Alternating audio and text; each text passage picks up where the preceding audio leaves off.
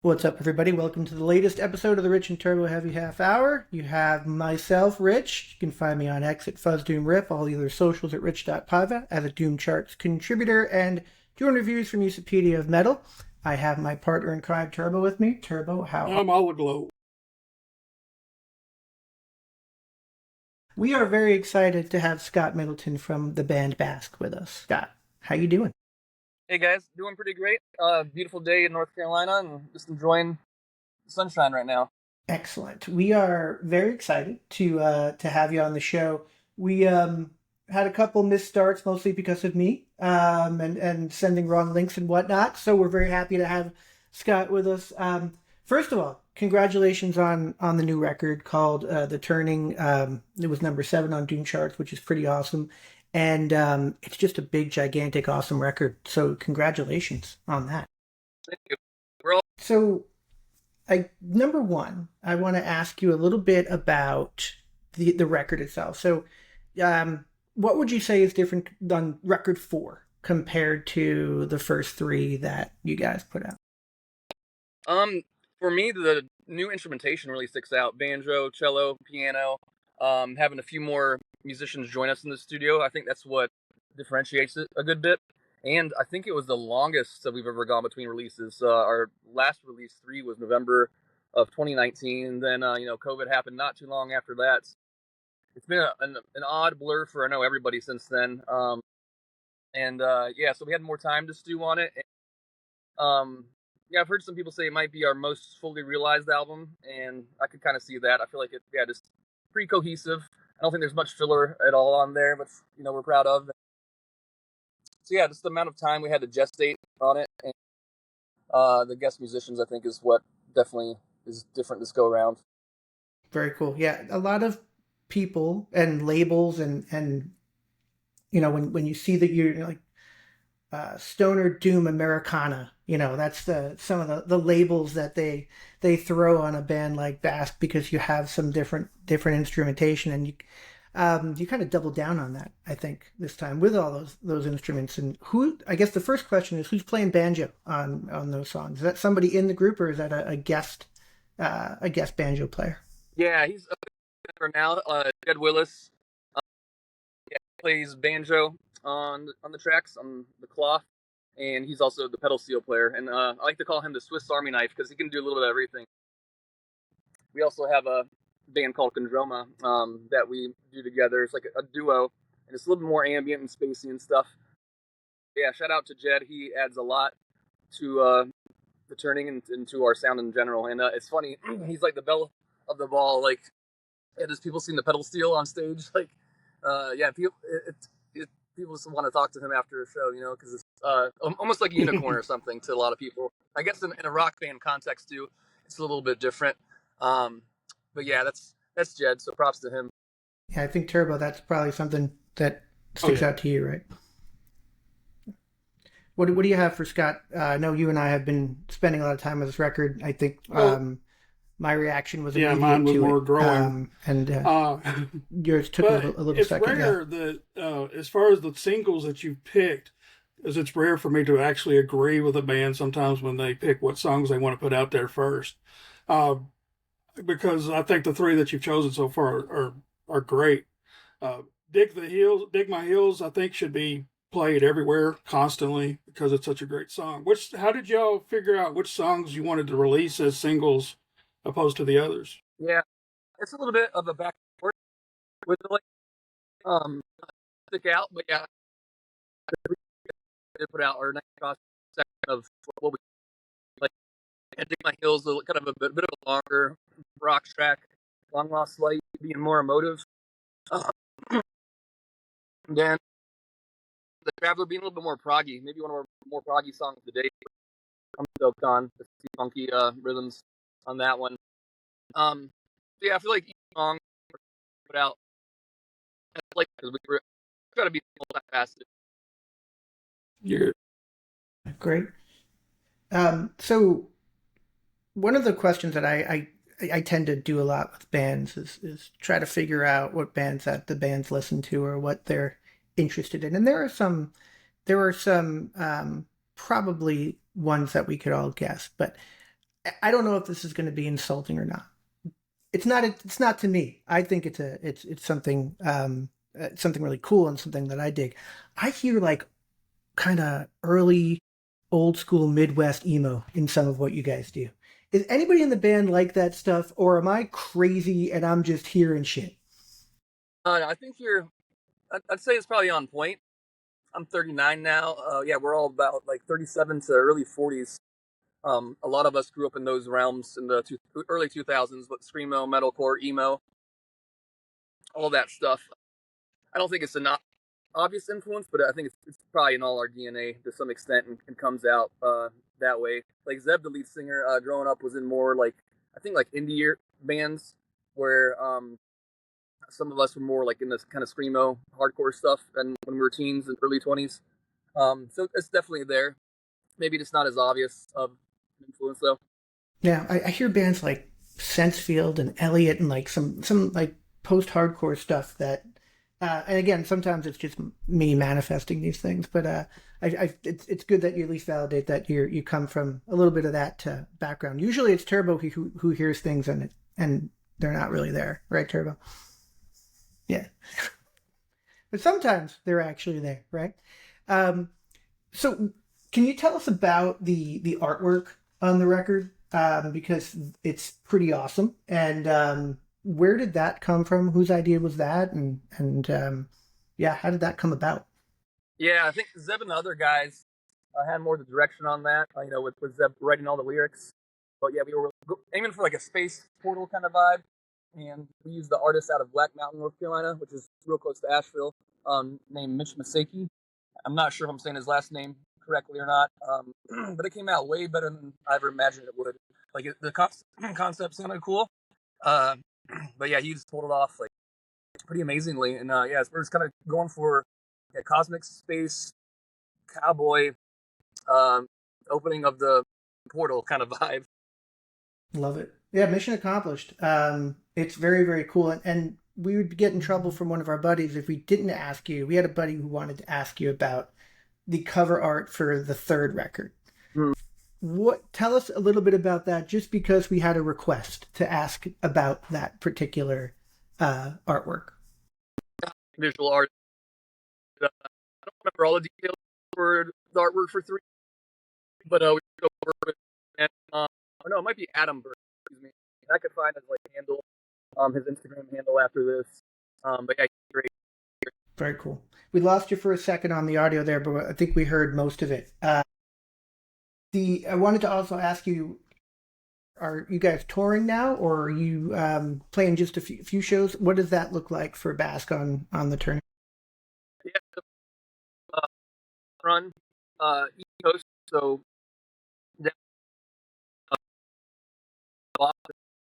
Hold on, Scott. 1 second. We lost you. Give me 1 second. Let me see if it's me. All right, I'm going to ask you that question again, and then we'll go.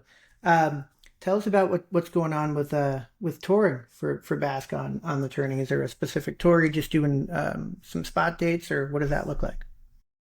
So shout out to our friends. A lot of us saw Orco.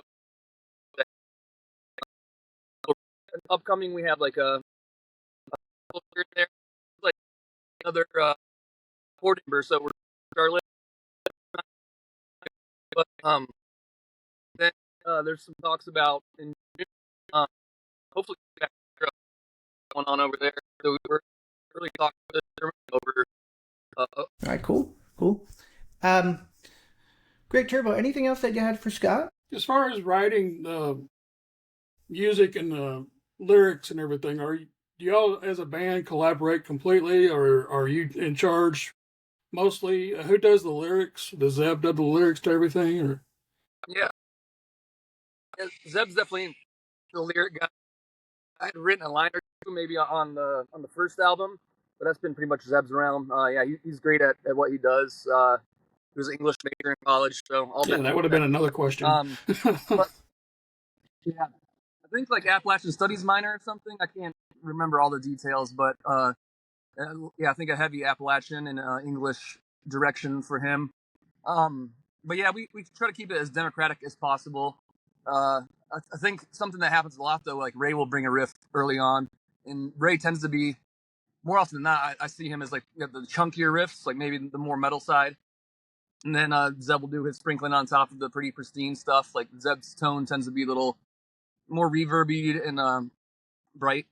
But yeah, we try to go a million directions with writing. Like this time, when writing these songs, we used Brian Eno's Oblique Strategies. It's like a card game, or you can get an app for it, whatever. It's where if you have like writer's block or something, it'll be some random prompts, and it might not even make any sense, but you just kind of wrap your head around it however you can and try to write that way. Used one of those prompts for Dig My Heels. We were stuck a little bit with that one, and I think the prompt was the tape becomes the music, if I'm not mistaken, because it was quite a few years ago now that we were working on that. And then also with Dig My Heels, I challenged the guys. I'm like, hey, why don't we write more often from drum parts? Because I think it's doable and it's a different perspective. And I'm all about getting outside of doing it just one way. So yeah, the Dig My Heels intro was written to like the tom part. I'm hoping to do more of that in the future too. I'm not doing it one way, but trying to be open to what everybody brings, and just trying it differently. Yeah, I think we were pleasantly surprised when there was a new Bask record, because I think we didn't hear a lot from what was going on there. Obviously, the world collapsed for a little while, and it was right around that time. So was the kind of spread between records mostly the life thing, all the stuff that happened during that time, and is there a plan to be a little bit more, I guess, a little bit more active after this record, or is that kind of to be determined? Yeah, I'd say to be determined. It wasn't intentional to go 6 years between albums. A lot of it was COVID, definitely. But yeah, hopefully we can be selective about playing certain festivals. We always want to get back to Europe, and we'd love to be part of the bigger festival circuit over there, whether it's Roadburn or whatever. But we do have to be a little bit more selective. Like Jesse, the bassist, has 2 kids now, and just starting, I guess, kindergarten or pre-K. So yeah, a lot of life changes. COVID. We'll also want to stay active and get out there. But we can tend to be a little bit picky at times, I guess. No, there's something to be said about that. You don't. There's a fine line between going too long and people kind of forgetting what's going on, and being too active, just kind of throwing out whatever riff comes up in your mind on Bandcamp, weekly. So I think there was definitely a kind of a yearning for more Bask stuff, which is cool. You kind of set that up whether you planned it or not. I think that kind of helped in the excitement of the record dropping. How has the reaction been? Amongst my little crew, I think there have been people who immediately loved it. There are people who it took a second, like Turbo, I think was a take a second guy, until then he started to really get it. For me, I think the first time I heard it, I sent a note saying, "Oh my God." And everyone was like, "Settle down, you do this all the time." But like, no, oh my God. No, seriously, guys, this one, seriously. How's the reaction been just amongst people who fans and people who've heard it? It's been pretty positive across the board, I'd say. Yeah, we've gotten a lot of nice response. And yeah, I think I mentioned earlier, some people have said it sounds like us most fully realized, and yeah, I feel like that might be hard for me to debate. That seems pretty accurate, but it's been pretty positive. Yeah, people have been liking it live. Yeah, I do think this other instrumentation really makes it pop. And hopefully outside of more than just the metal context. We're never trying to be pigeonholed, and I hope those elements help us not be put in a box. Yeah, and it's interesting. We talked to Igor from Stone Jesus yesterday, another season of this band, which is and I think you guys, especially and Stone Jesus, I don't want to say that you're unique of the sound of Season of Mist, but you guys kind of are, right? You lean, I think, more towards the stoner, the clean vocals, the doom stuff. How is it being on that label? Igor had such great things to say, and they're putting out like a trilogy, so I'm sure you know, it was a little bit more negotiation and talks with them. But how is it being on Seas of Mist, which is a pretty darn big label, all things considered? Yeah, man, yeah, like a childhood dream come true to be like, to say our record label. But yeah, I want to give a shout out to Will Yarborough at the Philly offices. He's been busting his butt for us the past few years, and especially for this release. And Gordon and the team as well in Philly. And hopefully get to meet Michael over in France if we get to play over there this coming summer. But it's been great. Yeah, quite a metal label, but they've been differentiating as well. Like a Both, Ancients, I believe, is on there. I've been meaning to check them out. I think I've heard some people compare us to them a little bit. I think they're kind of like proggy-ish metal. And there's a lot I'm forgetting, but I know like Kylesa was on there years ago. A Dillinger Escape Plan release or two. So definitely artists that I like and admire, and yeah, very lucky and fortunate to be part of that label. Yeah, it's very cool. I love having a mention of Dillinger Escape Plan on the show because I love Dillinger Escape Plan. Same here. Yeah, got to see them recently at Welcome to Rockville in one of their kind of, I guess, reunion shows. Just still the same energy. It's crazy. The guitarist is just a friggin' lunatic. I was worried for his health the whole time I'm watching him. I'm like, you're gonna hurt something. But it was, yeah, I love every time somebody mentions Dillinger because just a really, really cool band. Oh yeah. What else do you like, Scott? What do you listen to? Good timing. Today, I believe there's a new Between the Buried and Me album, which I love. Like those guys could play, like they could be in a Latin band, they could be a jazz band, they could do just whatever the hell they want. I'm really stoked on that. Like the first single they put out was just mind blowing to me. Heard a friend described it like Peter Gabriel meets metal or something, and it was like not too far off the point. And also someone said they heard some Prince in that single they put out. So like, yeah, it sounds like that meets crazy progressive metal, which is cool. Been scratching the surface in the new Deftones.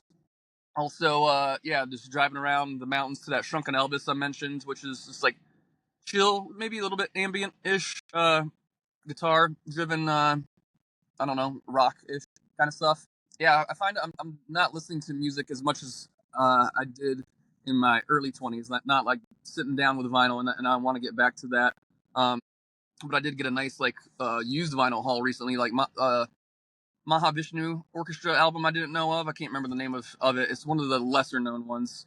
What else did I get? Some Tony Williams, one of Tony Williams, famous jazz drummer, one of his like quartets. I can't remember the name. I think it was VSOP or something. But yeah, need to listen a little bit more these days, honestly.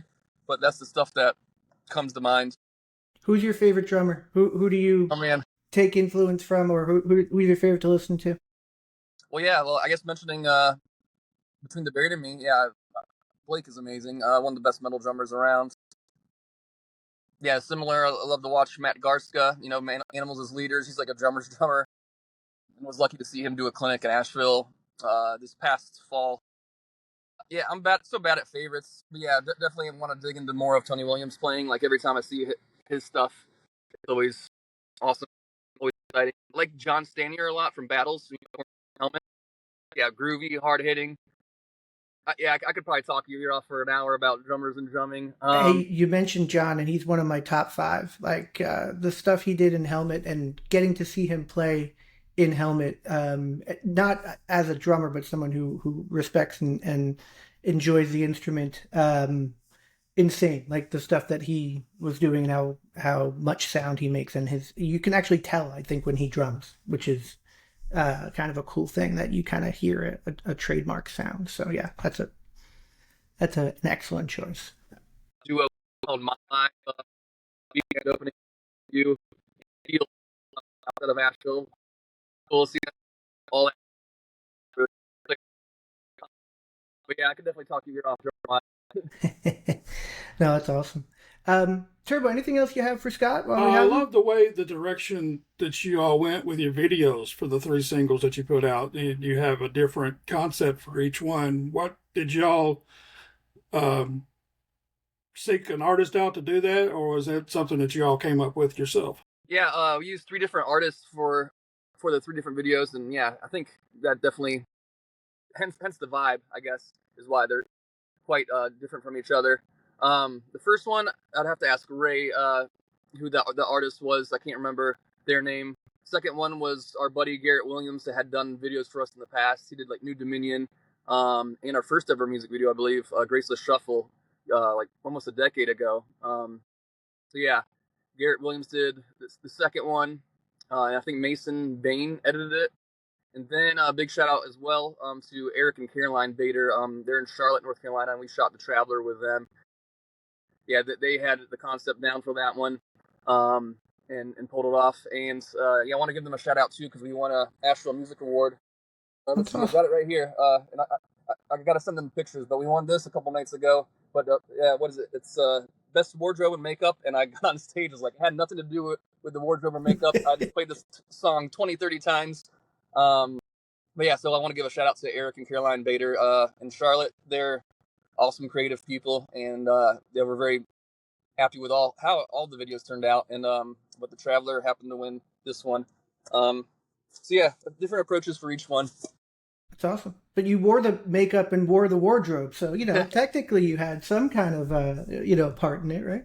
You're right. Yeah, I think I did. Yeah, maybe just by sweat wise, I think maybe I earned something for making the video, because the other guys were able to take some breaks here and there, but I was behind the kit, playing to the song quite a lot. But it was a really fun experience. That's awesome. That's awesome. Well, Scott, it's been awesome. I know it took us a little while to get you on, but I just want to say that the record is great, and congratulations on it.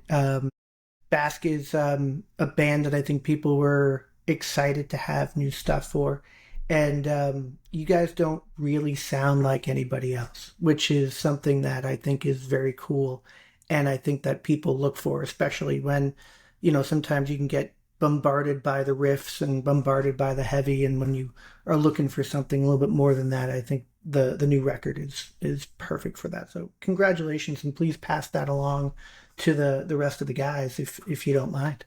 Will do. Thank you guys so much for having me. It's been great. Absolutely. And just for everybody else, the record came out 2 weeks ago. Just look at the date, August 22nd. It's called The Turning, and it's by Bask. And if you haven't heard it, then I don't know why you're listening to our show, because we love that stuff, and you should love that stuff too.